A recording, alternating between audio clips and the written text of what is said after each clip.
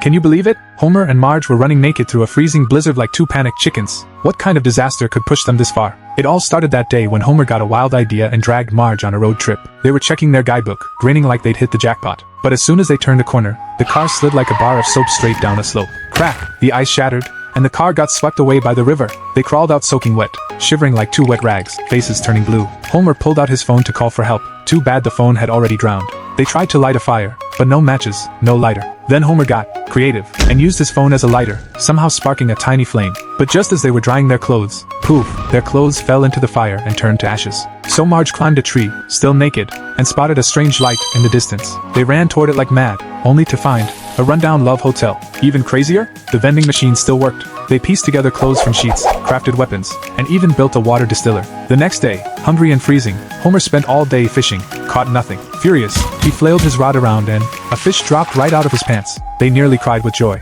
But just as they sat down to eat, a monster crawled out of the TV and charged at them. Homer climbed a tree and taunted it. Marge grabbed a weapon to help. As the beast opened its jaws, Homer let out a roar, snapped a branch, and slammed the monster into the wall. They thought they'd live as wildlings forever, until Homer ran into an explorer. But just as he called out, the guy sped off on his motorcycle. They chased his tracks for 3 whole days and nights before finally finding a safe house. The wilderness was brutal, but they survived, and they lived louder than anyone else.